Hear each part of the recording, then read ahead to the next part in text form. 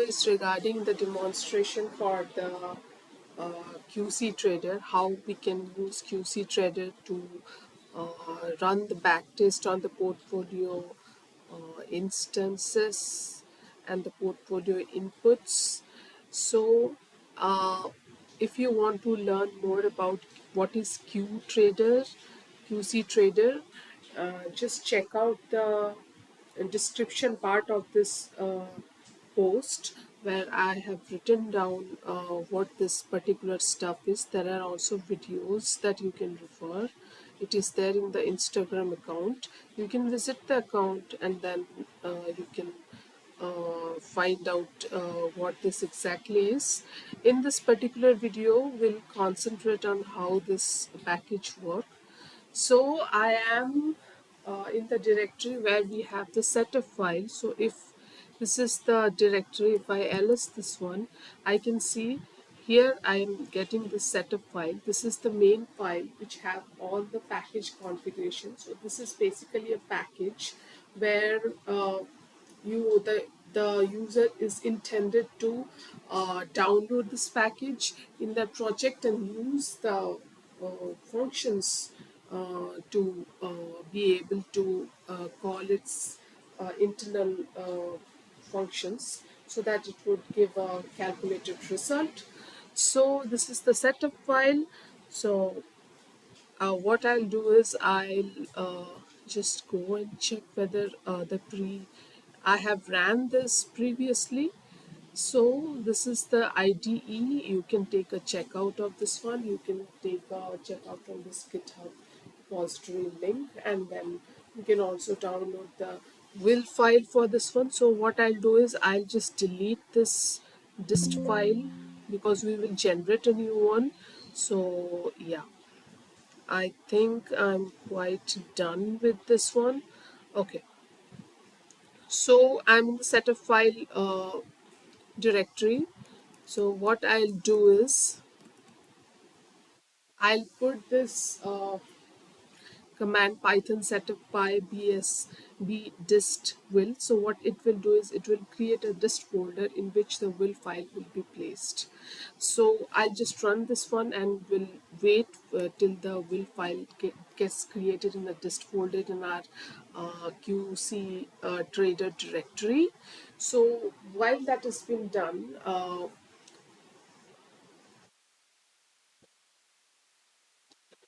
we can take a look at the files that we have over here. So these are all test folders.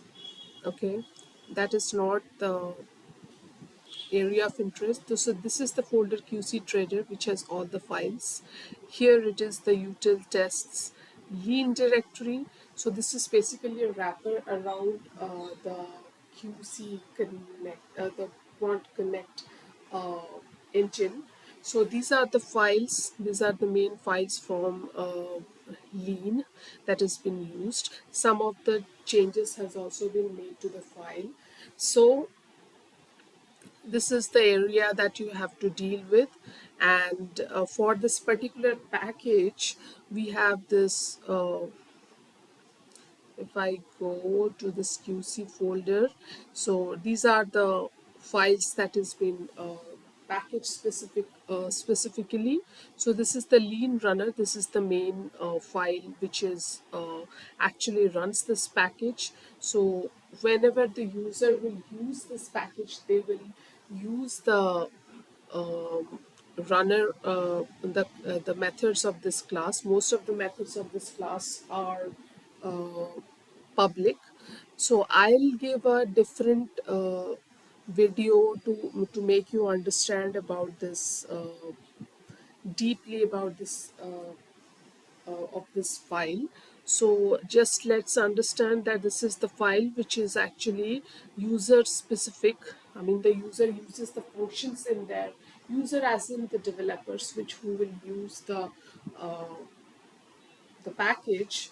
They will use the functions, the methods from this file to call the API. And this is .NET installed. That is the second file.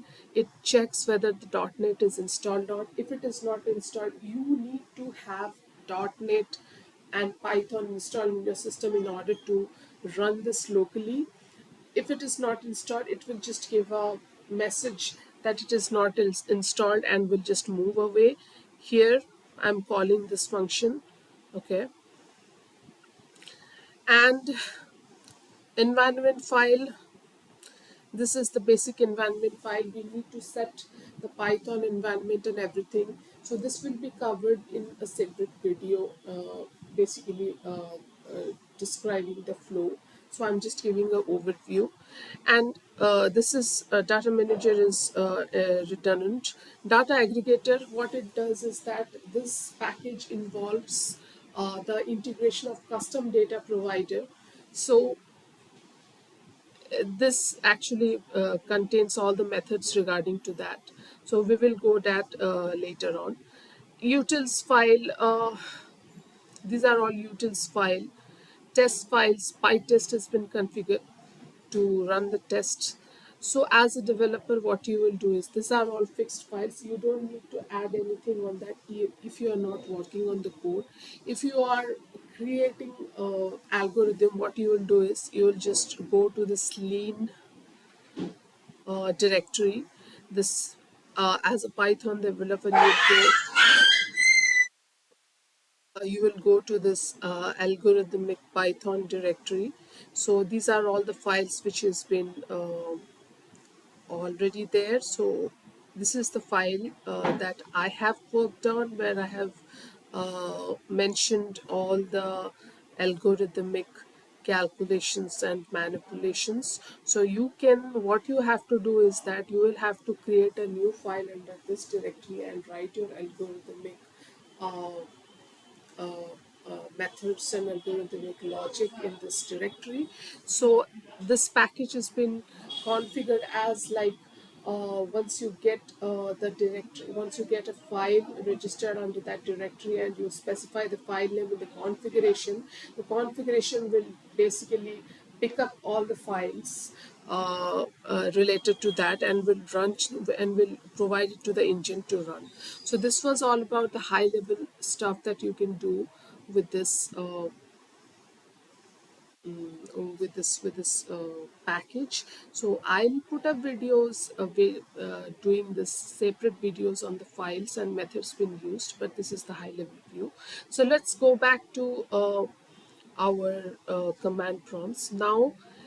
Here in the build directory, we have this file and everything has been generated. Let's just check. Yeah. So this is the dist folder. This is the file that we will be using. I'll show you how to run that in Docker. Later we will see how we can do that in using the will file. That will be after the release. Here it is not released. It is in the feature branch. It needs to be merged to the main branch to be able to release, and then the will files to be used. So for now, what I'll do is I'll just copy this will file, and this is the examples directory which has all the examples.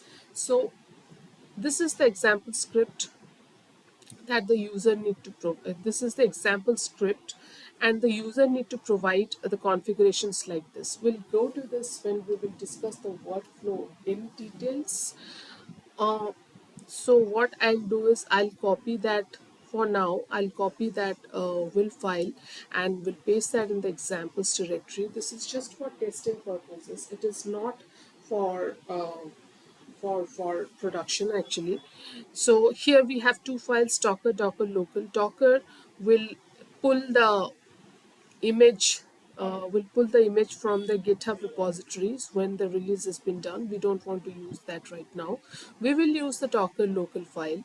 So this is the local file, and it expects this particular will file to be present in the same directory which is already is there. So we'll just go to this folder. I'll just go to this directory and I'll run that Docker. So this is the Docker. So I'll just run to that and we'll build the image. Before that, I just want to check if I have all the images and all the things been deleted, because I don't want to create any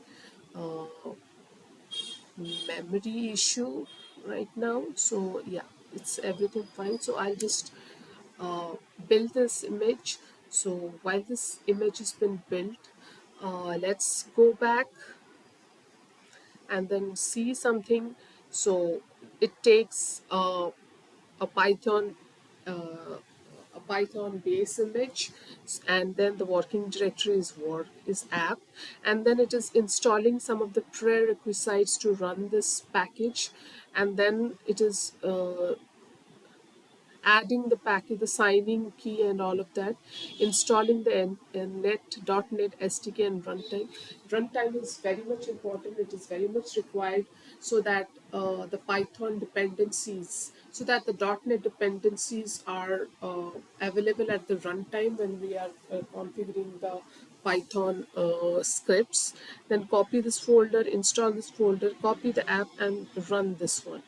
Okay, so in your if you're running the Docker file, this is the run pip install, and it will install from the GitHub release asset folder. This is the only chain that is being used. That is this is the only chain between the two files. Rest is same. Let's go back. It is still downloading, so let's just wait while it gets downloaded and we get this image built. Once this image is built, what we will do is we will run this Docker image. Now once this image is built, all the files and everything would be there inside the Docker file, Docker image, so we can run this image and get this calculation done. This is in accordance with the operating system. When we are operating in Docker, so Linux would be the operating system, and you can also run this in Windows also. So for we're running that in Windows, we will just have to pip install that in the same directory. Take a checkout, get pip install in the same directory, and run the command. The command for running this one is Python, as we can see here. The directory and examples in Python. So that is the file that we want to execute. Okay, so yes, it has been built. I'll just check what is the image that is formed. So it is qcTrader. So the next step is to run this image. So what I'll do is I'll just put a docker command and then run this, and we'll wait while it gets run. So the logic has been installed as like it will first check whether .NET is installed or not. As I like said, if it is not installed, it will just give a notification that it is not installed, and then we'll move away. And since it is installed in my system right now, so what it does is that it will move ahead. It will go ahead and then download this prerequisite files. So once the prerequisite files are being downloaded, this is basically regarding this is basically happening because we have configured the custom data provider. So here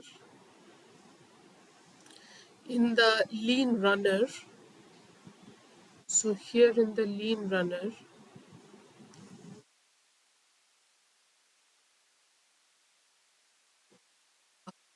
let me just, yes, it's in the lean runner, it's in the configuration file. So uh, this is the example script. So this is the parameters that we have to pass. I have passed the parameters from the start date, so from 2021 to 2024 August 30. So I want historical data to be downloaded across this start date and the end date. My weight scheme is market cap. You can also give another weight scheme that you want to use, and then we will discuss that in details later. So here it is the rebalancing frequency, that is daily. Currently this package only configures rebalancing frequency, that is daily. For your kind information, there are rebalancing options for hours and ticks and minutes, which is not configured. Only daily is configured because it is good for volatile market. So the market has been volatile nowadays, so daily uh, frequency would give you the correct result. These are the market gaps.